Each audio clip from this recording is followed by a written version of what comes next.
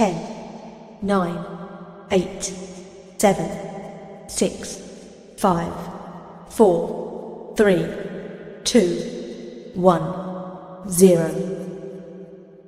चलिए आज प्रश्नावली 10.2 स्टार्ट करते हैं। प्रश्नावली 10.2 में हमें बहुत कुछ सीखने को मिलने वाला है। इनफैक्ट एक प्रमेय जो हमने पढ़ी कि वृत्त पर खींची गई स्पर्श रेखा स्पर्श बिंदु से त्रिज्या पर लंब होती है, उसका यूज इस प्रश्नावली 10.2 में होगा। और उसके अतिरिक्त एक अन्य प्रमेय का यूज हम लोगों को करना रहेगा इस प्रश्नावली 10.2 में। वो है ये वाली प्रमेय आपके पास में कि बाह्य बिंदु से वृत्त पर खींची गई स्पर्श रेखाओं की लंबाइयां बराबर होती हैं। इस प्रमेय को भी हम करेंगे। इस प्रमेय को दो तरीके से करेंगे और फिर उसके बाद जितना तक हो पाएगा उतना तक के प्रश्न आज हम लोग हल कर लेंगे प्रश्नावली 10.2 के। पर उससे पहले प्रमेय करेंगे और प्रमेय हम करें उससे पहले कुछ एक आध छोटी मोटी बातें एक बार प्रमेय पढ़ते हैं। हम कहता है कि बाह्य बिंदु से वृत्त पर खींची गई स्पर्श रेखाओं की लंबाई बराबर होती है। तो बिंदु कहां है? बाह्य, अर्थात वृत्त के बाहरी भाग पर कोई बिंदु स्थित है तो उस पर अगर स्पर्श रेखाएं खींची जाती है ना तो उन स्पर्श रेखाओं की लंबाइयां बराबर होती है। मतलब एक से अधिक स्पर्श रेखाएं खींची जाती हैं वृत्त के बाह्य बिंदु से। तो एक बार जरा हम ये कंडीशन देख लेते हैं क्योंकि कई बार एग्जाम में पूछ लेता है क्वेश्चन, बहुविकल्पीय प्रश्न में ये क्वेश्चन पूछ लेता है कि अगर बिंदु, आप देख लीजिए यहाँ पे प्राय तीन तरीके की कंडीशंस यहाँ भी बनती है कि अगर मान लिया जाए ये आपके पास में कोई ओ केंद्र वाला वृत्त है और कोई बिंदु इस वृत्त के अंदर स्थित है, मान लिया जाए यहां पे स्थित है कोई बिंदु P, तो यदि बिंदु वृत्त के अंदर स्थित होगा क्षेत्रफल वाले भाग पे तो फिर इस बिंदु से होकर के कोई भी स्पर्श रेखा हम नहीं खींच पाएंगे। कोई भी स्पर्श रेखा नहीं खींची जाएगी, एक भी स्पर्श रेखा नहीं खींच सकते, कोई भी स्पर्श रेखा नहीं खींची जा सकती। कब? जब बिंदु वृत्त के अंदर स्थित हो कोई भी स्पर्श रेखा नहीं खींची जा सकती। एक कंडीशन तो ये हो जाती है आपके पास में। दूसरी कंडीशन क्या है? हो सकता है कि वो बिंदु जो है वो वृत्त पर स्थित हो, वृत्त के एक भाग पे स्थित हो, वृत्त के परिधि वाले भाग पे स्थित हो, मान लीजिए यहां स्थित है तो यहां से हो करके सिर्फ और सिर्फ एक स्पर्श रेखा खींची जा सकती है। कब? यदि बिंदु वृत्त पर स्थित हो तो केवल एक स्पर्श रेखा खींची जा सकती है, केवल एक।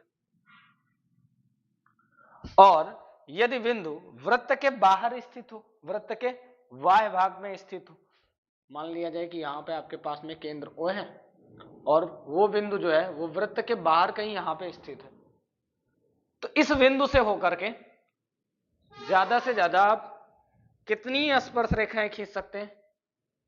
ज्यादा से ज्यादा आप दो स्पर्श रेखा खींच सकते हो।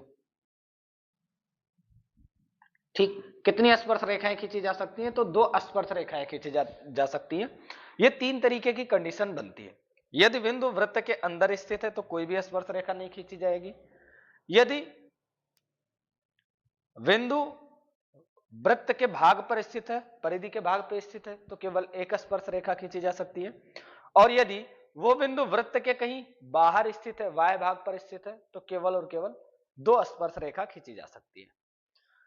तो ये छोटी सी बात थी जो आप लोगों को समझना था और अब इसके बाद से हम ये प्रमेय करेंगे और ये प्रमेय दो तरीके से हल की जा सकती हैं। दोनों ही तरीकों पर विचार करेंगे, एक तरीके से हल करेंगे और दूसरे वाले तरीके पे हम लोग विचार कर लेंगे। तो यहां पे प्रमेय का स्टेटमेंट कह रहा है कि बाह्य बिंदु से कोई बिंदु है जो वृत्त के बाह्य भाग में स्थित है, बाहरी भाग पर स्थित है, पर खींची गई स्पर्श रेखाओं की लंबाइयां बराबर होती हैं। तो अभी जस्ट मैंने बताया कि अगर बिंदु वृत्त के बाह्य भाग में स्थित हो, मान लिया जाए आपके पास में केंद्र O है और इससे कहीं दूर यहां पे मान लीजिए कि आपके पास में P पॉइंट दिया हुआ है, P पॉइंट दिया हुआ है, तो P बिंदु से कुल मिलाकर के कितनी स्पर्श रेखाएं खींची जा सकती हैं? आप बोलोगे कि दो स्पर्श रेखा खींची जा सकती है, जैसा कि अभी हम लोगों ने देखा। कुल मिलाकर के कितनी स्पर्श रेखाएं खींची जा सकती हैं? दो स्पर्श रेखाएं खींची जा सकती हैं। तो इन स्पर्श रेखाओं की लंबाइयां बराबर होती हैं ये बात हम लोगों को सिद्ध करना है इस पूरी की पूरी प्रमेय में। तो प्रमेय 10.2 शुरू करते हैं हम लोग। और सबसे पहले हम यहां पे क्या करेंगे, वही अपने पुराने तरीके से जैसे लिखा जाता था कि क्या दिया है हमें। तो दिया है हमें ओ केंद्र वाला वृत्त, ओ केंद्र वाला वृत्त, ओ केंद्र वाला वृत्त तथा वाह्य भाग पर, वाह्य भाग पर, वृत्त के वाह्य भाग पर स्थित बिंदु P, स्थित बिंदु P। ठीक, ये इतनी बात हम लोगों को दिया हुआ है। और अब हम क्या करते हैं, हम सबसे पहले रचना करेंगे। यहां पे अगर दिया है तो हमको सिद्ध क्या करना है, मान लिया जाए ये आपके पास में पॉइंट है, इसको भी कोई पॉइंट मान लो, ए मान लो, इसको बी मान लो। ये स्पर्श बिंदु होंगे आपके पास में ए और बी, पिछली क्लास में मैं बता चुका हूं। तो आपको सिद्ध करना है, सिद्ध करना है, सिद्ध करना है क्या कि पी ए और पी बी आपस में बराबर है, स्पर्श रेखाओं की लंबाइयां बराबर है। तो ये आपके पास में स्पर्श बिंदु हो जाते हैं, और ये पी ए और पी बी ये दो स्पर्श रेखाएं हो जाती हैं आपके पास में। तो आपको सिद्ध करना है कि पी ए बराबर है किसके, पी बी के, ये बराबर है। स्टार्ट करते हैं उपपत्ति। लेकिन उपपत्ति करें उससे पहले हम लोग एक छोटी सी रचना कर दें। वो रचना क्या होगी कि बिंदु P को O से मिला दीजिए आप, बिंदु P को O से मिला दीजिए। रचना में हम लिखेंगे कि बिंदु P को O से मिलाया, बिंदु बिंदु P को O से मिलाया, बिंदु P को O से मिलाया। एक तो बिंदु P को आप O से मिला दीजिए इस प्रकार से, और बिंदु A तथा B को भी मिला दीजिए आप, बिंदु A तथा B को भी हमने क्या किया है, O से मिलाया है, बिंदु A तथा B को O से मिलाया।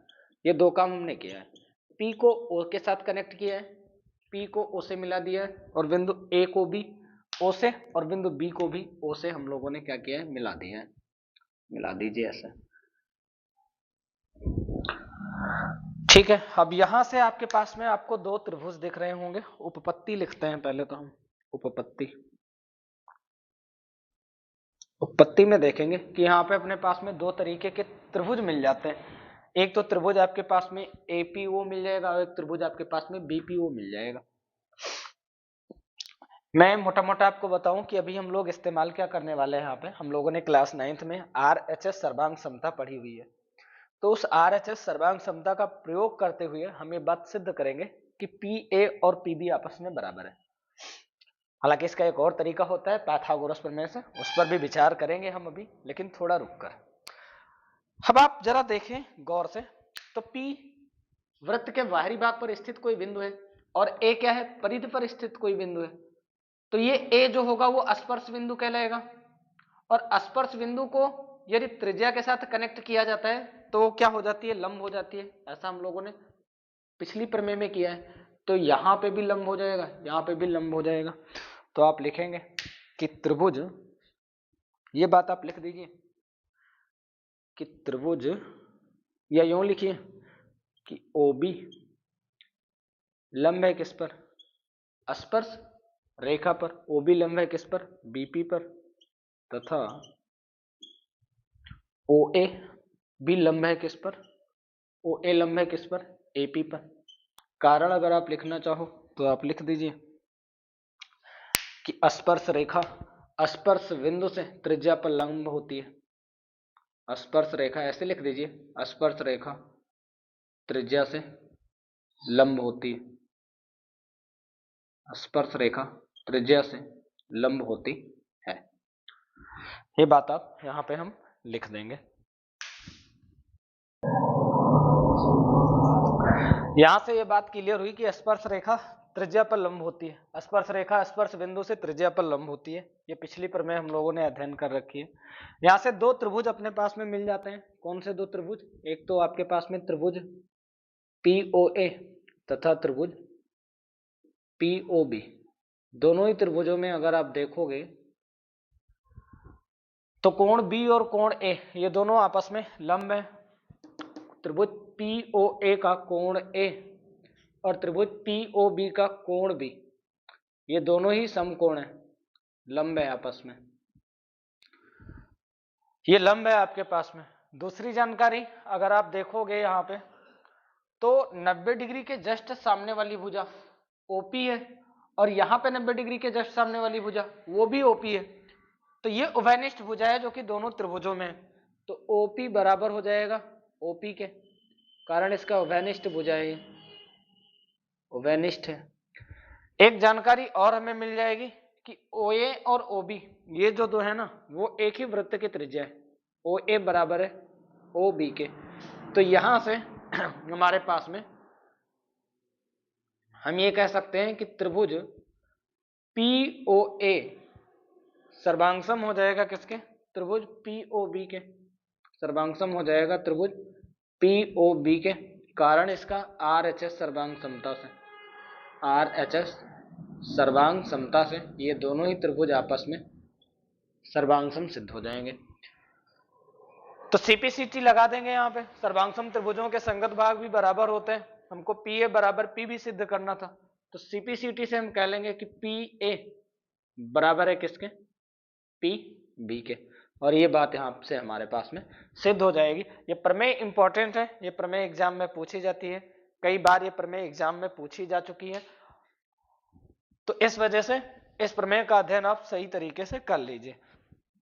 एक तरीका तो ये था त्रिभुज को सर्वांगसम करके ये सिद्ध करने का कि एक ही बिंदु से खींची गई जो दो स्पर्श रेखाएं होती हैं वह बिंदु से दो ही खींची जा सकती है, जैसे कि क्लास स्टार्ट में मैंने आपको बताया। तो वह बिंदु से जो दो स्पर्श रेखाएं खींची जाएंगी उन स्पर्श रेखाओं की लंबाइयां जो होंगी वो बराबर होंगी। ज्यादातर केसेस में आपने ना ये स्पर्श रेखाएं इस प्रकार से देखी होंगी, ये स्पर्श रेखा इस तरीके से होती है, ऐसे देखा होगा आपने।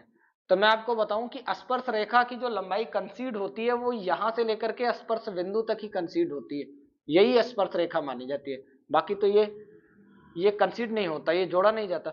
स्पर्श रेखा जो होगी वो ये होगी एक्चुअल स्पर्श रेखा की लंबाई, मतलब P से A तक और P से B तक, वह बिंदु से वृत्त के स्पर्श बिंदु तक को ही हम स्पर्श रेखा बोलेंगे, शेष आगे वाले को छोड़ देंगे हम, ठीक।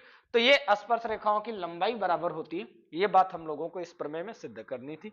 आप चाहो तो इसे पाइथागोरस प्रमेय की सहायता से भी सिद्ध कर सकते हो, बट ठीक है, ये मेरे विचार से सही लगा मुझे। त्रिभुजों की सर्वांग समता से आसानी से लग जाता है ये, ठीक। और जो कि पिछला अध्ययन भी हम लोगों ने कर रखा है तो ये थोड़ा ज्यादा आसानी से समझ में आ जाता है। तो इस वजह से मैंने सर्वांग समता से आपको सर्वांगसम सिद्ध करके PA बराबर PB करना सिखा दिया है। प्रश्न संख्या 1, 2, 3 में सही विकल्प चुनिए एवं उचित कारण दीजिए। पहला क्वेश्चन आप देखिएगा। पहला क्वेश्चन लिखा हुआ है कि एक बिंदु Q से एक कोई बाह्य बिंदु Q है, Q से एक वृत्त पर स्पर्श रेखा की लंबाई, वृत्त पर स्पर्श रेखा कौन सी होगी, ये वाली, ये मान लीजिए स्पर्श, ये तो स्पर्श बिंदु हो जाएगा आपका, मान लिया जाए बिंदु P है, तो QP की लंबाई दिया है, स्पर्श रेखा की लंबाई दिया है, यानी कि QP की लंबाई दिया है। तो Q स्पर्श रेखा की लंबाई कितनी, 24 सेंटीमीटर दिया है, और कहता है कि उस बिंदु की केंद्र से दूरी 25 सेंटीमीटर है। तो कहता है कि वृत्त की त्रिज्या ज्ञात कीजिए। वृत्त की त्रिज्या कैसे ज्ञात करेंगे, हालांकि इस तरीके का एक क्वेश्चन कल की प्रश्नावली 10.1 में हम लोगों ने कर लिया है, ये बिल्कुल ठीक उसी तरीके का प्रश्न है आपके पास में। हम अगर केंद्र को और स्पर्श बिंदु को मिलाएंगे तो वो स्पर्श रेखा पर क्या हो जाएगी, लंब हो जाएगी, यानी कि यह आपके पास में एक समकोण त्रिभुज हो जाएगा। आप चाहो तो लिख भी सकते हो कि OQ लंब होगा, OQ नहीं OP लंब होगा किस पर, QP पे, OP आपका लंब हो जाएगा किस पर, QP पे, स्पर्श रेखा पर। त्रिज्या जो होती है वो लंब होती है, स्पर्श रेखा और त्रिज्या के बीच में क्या होता है, लंब होता है। ये प्रमेय में पढ़ा है, OP लंब है किस पर, QP पर, या यूं लिख लीजिए आप कि QP लंब है OP पर, बात एक ही हो जाएगी। तो यहां से एक बात सिद्ध हो गई कि अपने पास में त्रिभुज POQ एक समकोण त्रिभुज है, तो POQ समकोण त्रिभुज में पाइथागोरस प्रमेय लगा देंगे। समकोण त्रिभुज में पाइथागोरस प्रमेय से हम इस प्रश्न को हल कर लेंगे। हमें क्या बताना है? स्पर्श रेखा की लंबाई ज्ञात करनी है। स्पर्श रेखा की नहीं, त्रिज्या बताना है हम लोगों को। ओपी बताना है कि ओपी कितना है। तो पाइथागोरस प्रमेय क्या कहता है? बड़ी भुजा कौन सी हो जाएगी आपके पास में? क्यू ओ का वर्ग बराबर होगा अन्य दो भुजाओं के वर्गों के योग के। तो ये हो जाएगा ओपी का स्क्वायर प्लस में क्यू पी का स्क्वायर, ओपी का स्क्वायर प्लस में क्यू पी का स्क्वायर। तो यहां से क्यू ओ का स्क्वायर तो 25 का स्क्वायर बराबर में ओपी का स्क्वायर, ये तो आपको ज्ञात करना है, त्रिज्या है आपकी, प्लस में क्यूपी की लंबाई दिया हुआ है 24 का स्क्वायर।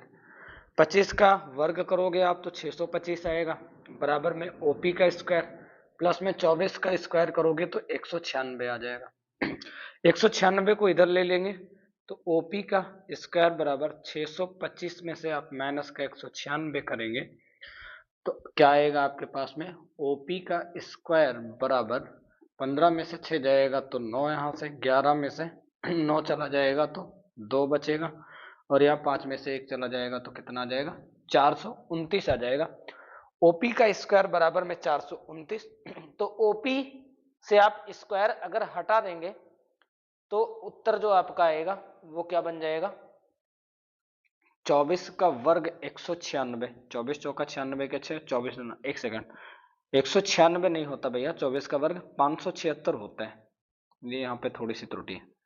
24 का वर्ग 576 होता है। तो 625 में से आप 576 घटाओगे तो क्या आ जाएगा? 15 में से 6 जाएगा तो 9 और 61 में से 57 घटा दोगे आप तो 49 आ जाएगा।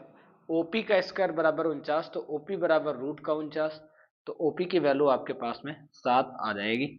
और ओपी क्या है? वृत्त की त्रिज्या है, तो त्रिज्या की लंबाई जो होगी वो 7 आ जाएगी अपने पास में, 7 सेंटीमीटर की इसकी त्रिज्या हो जाएगी।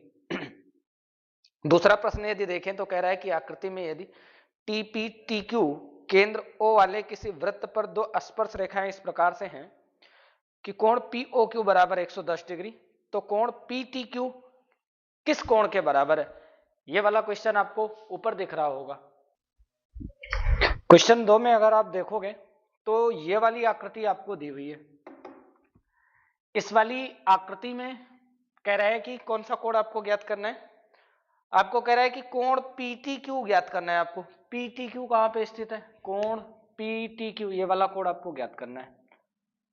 ये वाला कोण बताना है कि कितने डिग्री का है। अगर ध्यान से देखोगे तो ये आपको एक चतुर्भुज बना दिख रहा होगा। चतुर्भुज में कितनी भुजाएं होती हैं? 4 भुजाएं होती हैं। तो एक भुजा ये, दूसरी ये, तीसरी ये, चौथी ये, 4 भुजाओं से घिरी बंद आकृति क्या कहलाती है? चतुर्भुज कहलाती है। कौन सा चतुर्भुज है ये? पता नहीं कौन सा चतुर्भुज है, लेकिन एक बात कंफर्म है कि चतुर्भुज कोई भी हो, चतुर्भुज के चारों कोणों का योग अपने पास में 360 डिग्री होता है। उसका यूज हम इस क्वेश्चन में लेने वाले हैं, क्वेश्चन नंबर 2 में। लेकिन उससे पहले वही छोटी सी बात जो हमने प्रमेय में पढ़ी है कि स्पर्श रेखा और त्रिज्या के बीच में क्या होता है? लंब होता है। तो वहां से हम क्या लिखेंगे कि ओपी जो है वो लंब है किस पर? टीपी पर। तो कोण पी आपके पास में 90 डिग्री हो जाएगा तथा इसी प्रकार से OQ जो है वो भी लंब है किस पर? OQ जो है वो लंब है किस पर? TQ पर। TQ पर लंब है, तो यानी कि कोण P बराबर कोण Q बराबर कितने के हो जाएंगे? 90 डिग्री के। अब चतुर्भुज PTQ में आप देख लीजिए, चतुर्भुज PTQ में चतुर्भुज कोण योग गुण से, चतुर्भुज कोण योग गुण से चतुर्भुज के चारों कोणों का योग आपका कितना हो जाएगा? 360 डिग्री। तो यानी कि कोण T प्लस का कोण P प्लस का कोण O प्लस का कोण Q ये बराबर हो जाएगा 360 डिग्री के, क्योंकि चतुर्भुज के चारों कोणों का योग 360 डिग्री होता है। 3 आपको पता है, कोण T ही नहीं पता है आपको, बाकी तो 3 पता है। कोण P की वैल्यू 90 है, कोण O की वैल्यू 110 है और कोण Q की वैल्यू 90 डिग्री है, बराबर में कितना 360 डिग्री। हल कर लो, 9 9 18, 180 और 110, 180 और 210 आप जोड़ोगे तो 100 और 100 290 आ जाएगा। कोण T प्लस का 290 डिग्री बराबर में कितना 360 डिग्री। तो कोण T बराबर 360 डिग्री माइनस का 290 डिग्री। तो कोण T बराबर क्या आ जाएगा 290 70 डिग्री आ जाएगा। यही कोण हमको बताना था, कोण T वाला। इसमें कह रहा है कि कोण PTQ, तो इसको चाहे कोण T कह लो आप, चाहे कोण PTQ कह लो। तो कोण PTQ बराबर कितना 70 डिग्री। इस तरीके से लग गया आपके पास में क्वेश्चन नंबर 2। क्वेश्चन नंबर 3 की तरफ देखेंगे कि क्वेश्चन नंबर 3 क्या कह रहा है।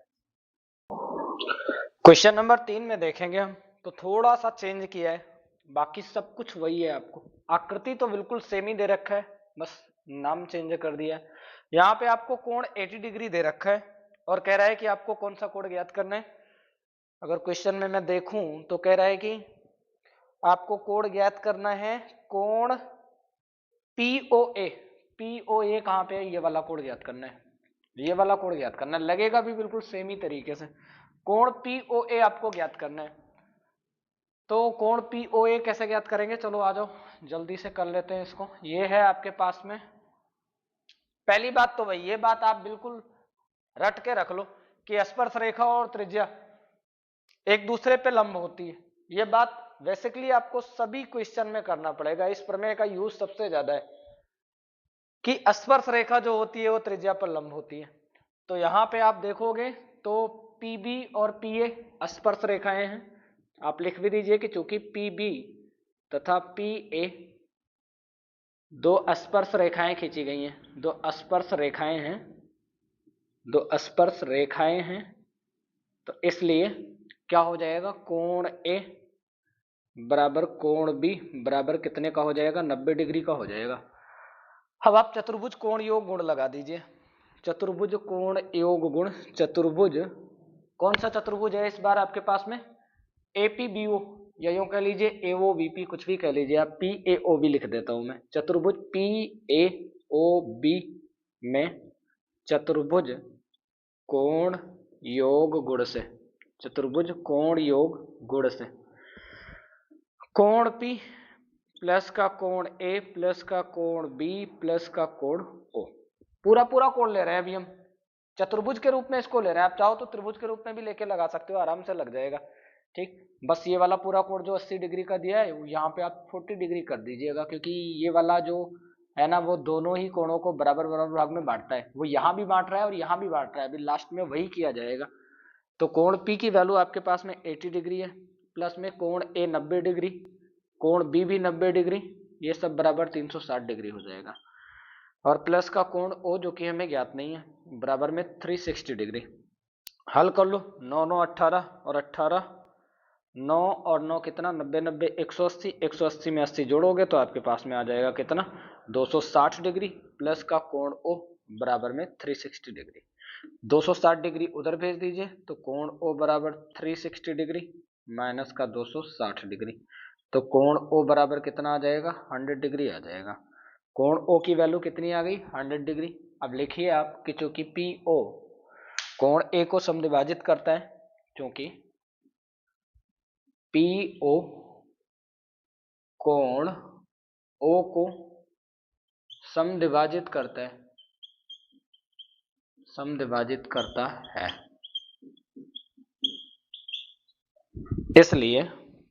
इसलिए हाफ कोण O, कोण O में हाफ से गुना कर दीजिए, हाफ कोण O बराबर में हाफ इंटू में 100 डिग्री, गुणा करोगे तो 50 से ये कट जाएगा। हाफ कोण O का मतलब क्या हुआ कोण AOP, कोण AOP बराबर कितना आ जाएगा 50 डिग्री आपके पास में आ जाएगा। यही आपके पास में फाइनल उत्तर हो जाएगा। अगले क्वेश्चन की तरफ चलते हैं, अगला क्वेश्चन देखेंगे यहां से।